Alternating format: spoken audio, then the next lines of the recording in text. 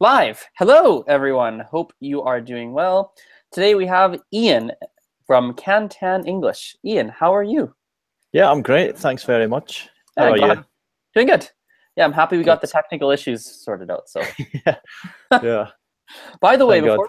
before we jump too far in, I like the spelling of your name. So, for everyone who's on watching this, Ian is it's spelled Ian, correct? That's right. Yeah. So a lot of people make the mistake and call me Lane. Mm, So it looks like an L, but it's actually just capitalized I, of course. right. I So actually made many that people. mistake when we were chatting on Instagram because I saw. Yeah. Then I realized, wait a second, he would never spell his name with a little L to start. No one would ever do that. Yeah, but you're not the first guy to call me Lane, so don't worry about Nice. Cool. So, as usual, we have our 5 minute language chat. So, we're going to start the timer here.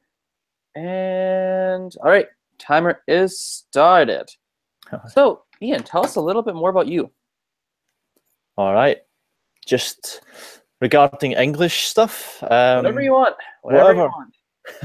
Well, originally I had sort of different jobs working in banking, things like that. Did not enjoy it at all. For a long time, I wanted to go to Japan, and of course, one of the best ways to get to Japan is to teach English. Um, so I got a degree, decided I'm going to go for it, and next thing you know, I'm out in Japan teaching English. Now, I have no experience teaching English, but turns out I didn't really need it because I can speak English just perfectly fine. What is it like being an English teacher when you don't really have much teaching experience? You know, it it is tough for some people, and at first for me, it was tough.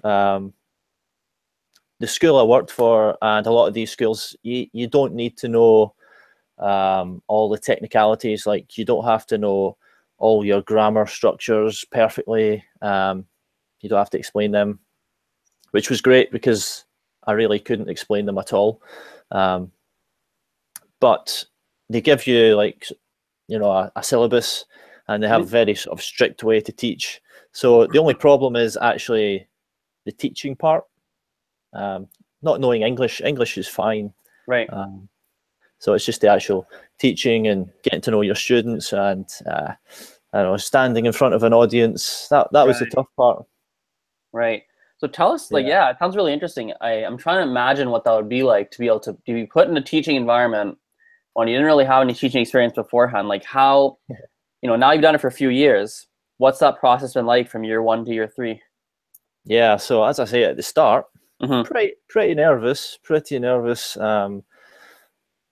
and I'm not like a lot of people who teach English tend to be quite outgoing and uh, I don't know. I'm not that type of guy, so took a bit of time for me to relax and enjoy the experience, shall I say?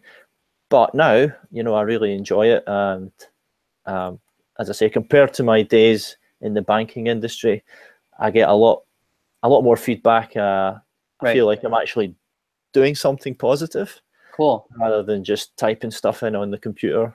Nice. So I So assume most of your students are Japanese, I'd imagine, right? yeah, yeah, all of them. All of them are. So Yeah. what have you noticed that they typically struggle with when they're learning English? Well, it depends on the age group, of course. Oh, because So you do different ages. I taught from high school, young high school, up to 80 odd years. Really? Um, yeah. Interesting. Okay. So the high school students were the toughest to teach, but also maybe the most fun. Um, Hmm. but regarding problems, I would say, oh, there's many tough things, but pronunciation seems to be uh, something that it can get stuck on certain pronunciation Hmm. because they have Japanese English like katakana. So Okay. katakana is like a Japanese version of English. So they pick up English words and then they pronounce them, but in Japanese pronunciation. Oh, interesting. Okay. So they might be very used to speaking in a sort of katakana style. So when they're speaking, it becomes, sometimes it's a little strange.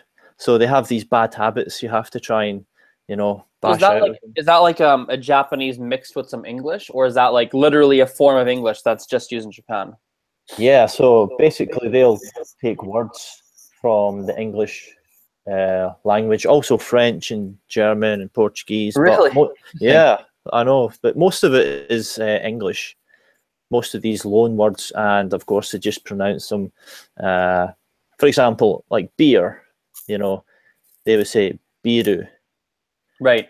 So it sounds very similar, but sometimes the pronunciation, you're like, what? What is So happening? yeah, so I mean that was not hard, but it is common problem, I guess. Hmm. So, do they ever take? I'm curious now because do they ever take like a loan word but give it a different meaning, or is it usually like they take the loan word and that it holds the meaning? Yeah, they'll take the loan word. Usually it means the same thing, but they Okay. might change the loan word. A lot of the time they maybe shorten loan Right. words. So you might be I can't think of any off the top of my head, but Hmm. it doesn't sound like the original word because they've shortened it, maybe halved it or something. Okay. Got Yeah. it. Well, I ask because I know in some languages they will take a loan word, but they actually change the meaning of the word. Okay. So Yeah. I'm trying to think of an example. Like, man, I can't. I wish I can think of any off the top of my head. Like, oh, here's one. Like in Indian language, there's a lot of like Hindi, Gujarati.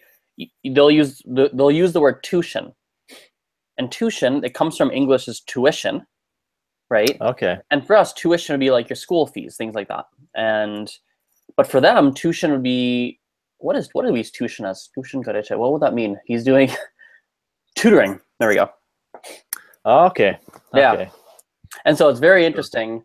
It's quite fascinating that they've taken the word tuition and they've given it a term that's still education related, but not anything to do with school fees or anything like that. Yeah. Yeah. So So, there might be a few like that in the Japanese, mm, but most of it's, you know, the pronunciation's a little bit different, and of course they might just sure, shorten it. for sure. Cool. Well, we went over time. One thing we always do, we always go over time whenever I do this. It always ends up going over 5 minutes, but that's okay. Cool. Well, thanks for hopping on. And for everyone watching, as usual, Ian's links are in the description. His website, Instagram is there. So, yeah, Ian, any parting words you wanted to say?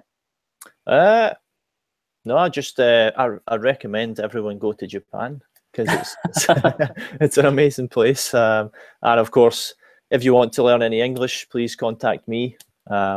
If you want to do it online, I'll be there to help you guys. So yeah, I don't know. Cool. Awesome. Well, I guess we'll talk to you later. Okay, thanks very much. Cheers.